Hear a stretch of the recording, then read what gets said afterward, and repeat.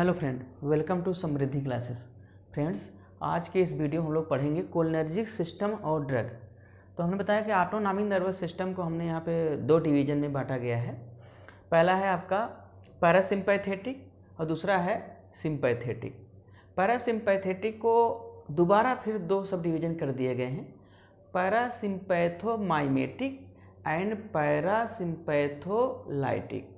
अगर हम पैरासिम्पैथोमाइमेटिक की बात करें तो आपका न्यूरोनल ट्रांसमिशन क्या है, एसिटाइलकोलिन होगा। अगर हम बात करें इसके एंटागोनिस्ट की तो हम बात करेंगे पैरासिम्पैथोलाइटिक में, तो वहाँ पर हम बात करेंगे एट्रोपिन की बात करेंगे। तो आज हम लोग यहाँ पे कोलिनर्जिक सिस्टम पढ़ रहे हैं। कोलिनर्जिक सिस्टम का मेजर जो न्यूरोनल ट्रांसमिशन है किसके थ्रू होता है, एसिटाइलकोलिन के थ्रू होता है। मीन्स एसिटाइलकोलिन ही मेजर न्यूरोनल ट्रांसमिशन है, किसका है, कोलिनर्जिक सिस्टम का। अब हम यहाँ पे बात करते हैं कि अगर एसिटाइलकोलिन की सिंथेसिस, स्टोरेज एंड डिस्ट्रक्शन की बात करें कि अगर कोलिन की अगर हम सिंथेसिस की बात करें, एसिटाइलकोलिन की synthesize in the cholinergic nerve ending. कहाँ सिंथेसाइज होती है ये, कोलिनर्जिक नर्व एंडिंग में सिंथेसाइज होती है, ठीक है। और इसके बाद क्या होगा, इसका स्टोरेज हो जाता है, वेसिकल में स्टोरेज हो जाता है। और कुछ एंजाइम की प्रेजेंस में, जैसे हमने आपको बताया था प्रीवियस वीडियो में, कोलिन स्टोरेज के प्रेजेंस में इसमें क्या होता है, कोलिन प्लस एसीटेट में टूट जाता है, कोलिन का रीअपटेक हो जाता है और एसीटेट बॉडी से बाहर निकल जाता है।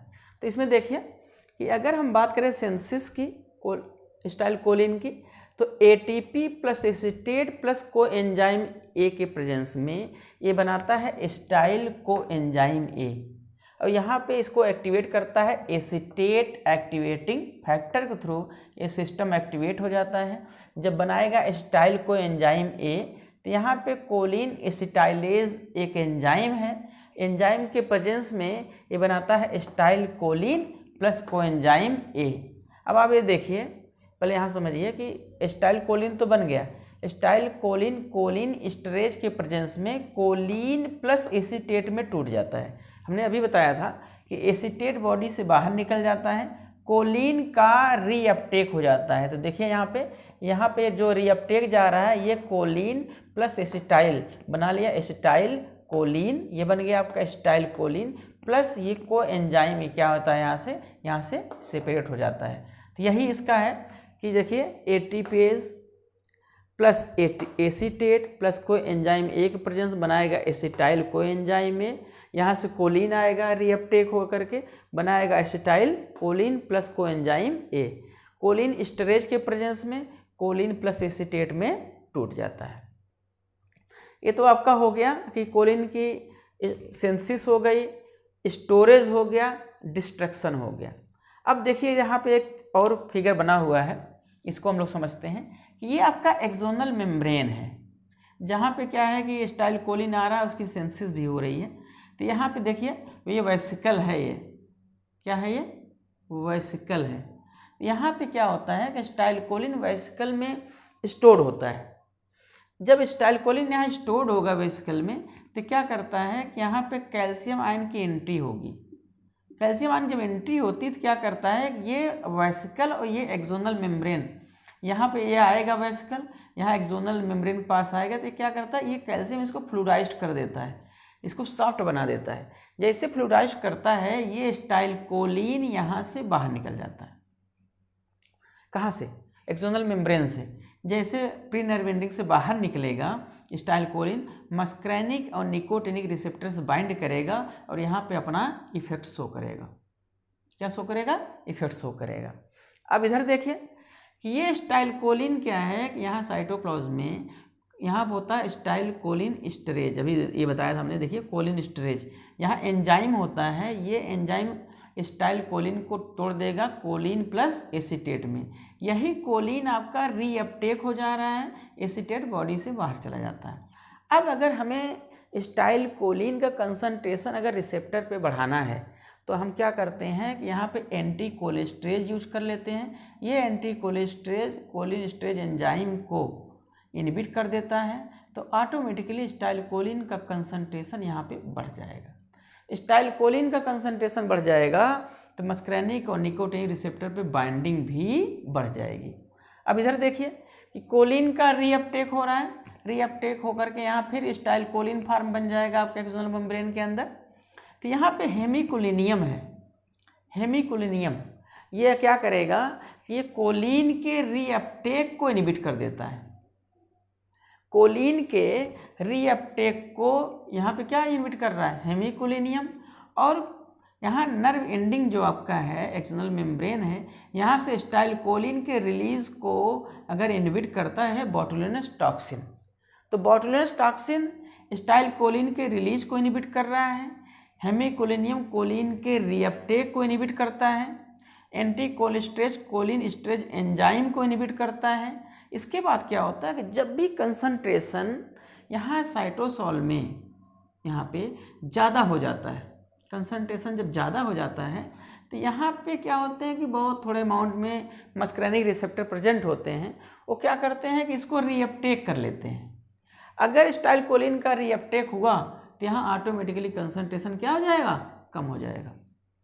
तो अब इस रीअपटेक को अगर हमें इनहिबिट करना है एक्सोनल मेम्ब्रेन के अंदर, तो हम क्या करते हैं, विसामिकोल लगा देते हैं।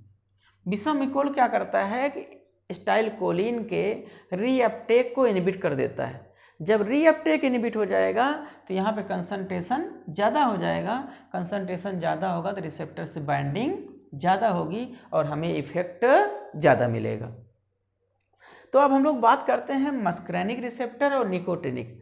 मस्करैनिक रिसेप्टर आप सीधा सीधा याद रखिए, मस्करैनिक रिसेप्टर या cholinergic receptor operated by G protein couple receptor, means muscarinic receptor G protein से ऑपरेट होता है और आपका nicotinic receptor ligand gated ion channel से ऑपरेट होता है। तो यहाँ पे हम कुछ देखते हैं कि मस्करैनिक रिसेप्टर कितने टाइप का होता है। मस्करैनिक रिसेप्टर बेसिकली 3 होते, 5 टाइप के हैं, लेकिन 3 का ज़्यादा ऑथेंटिकेशन है, 2 का भी बहुत ज़्यादा पता नहीं है जो कि ब्रेन में मिलता है।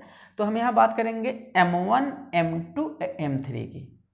बहुत ध्यान समझेंगे, बहुत ही ईजी है, आपको बहुत आराम से समझ में आ जाएगा। कि अगर हम बात करें लोकेशन की, सबसे पहले तो ये देखेंगे कि हमारा मस्करैनिक receptor means M1, M2, M3 कहाँ लोकेट है।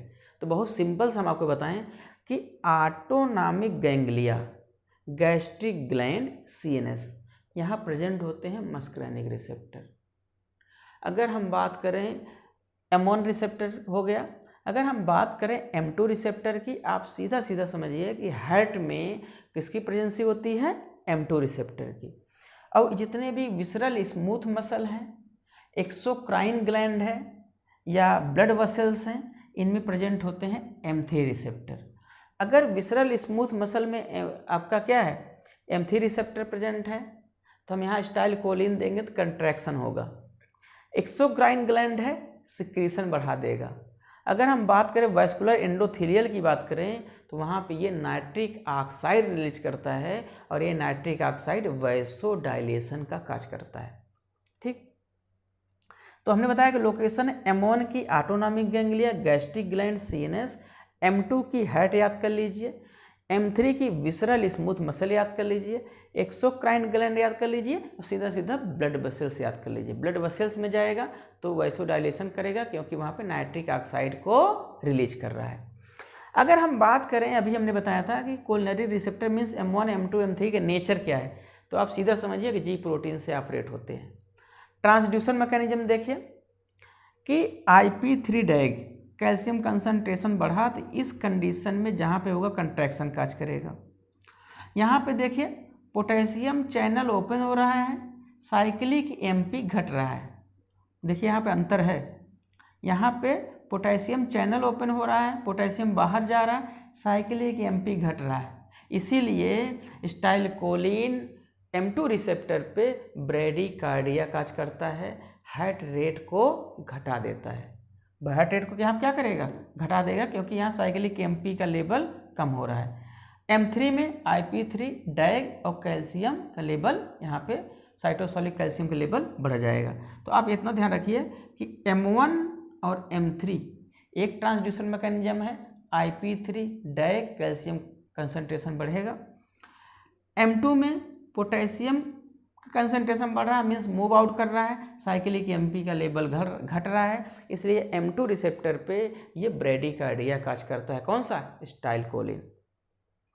अब हम बात करते हैं एगोनिस्ट और एंटागोनिस्ट की। सबके अलग अलग हैं। अगर हम एसिटाइलकोलिन के यूनिवर्सल एंटागोनिस्ट की बात करें कि कौन सा है, तो एंटागोनिस्ट एसिटाइलकोलिन का है कौन सा है? एट्रोपिन, यूनिवर्सल है। क्या है ये? एट्रोपिन। लेकिन हम यहाँ बात कर रहे हैं स्पेसिफिक M1, M2, M3 की। अगर हम बात करें M1 की तो ऑक्सोटिमोरिन, M2 की मिथाइकोलिन, M3 की बिथेनिकॉल, ये तो एगोनिस्ट हो गए। और एंटागोनिस्ट क्या होगा? M1 का पायरेंजिपिन, M2 का ट्रिप्टामिन एंड M3 का डेरिफिनेसिन, ये इसके एंटागोनिस्ट हैं।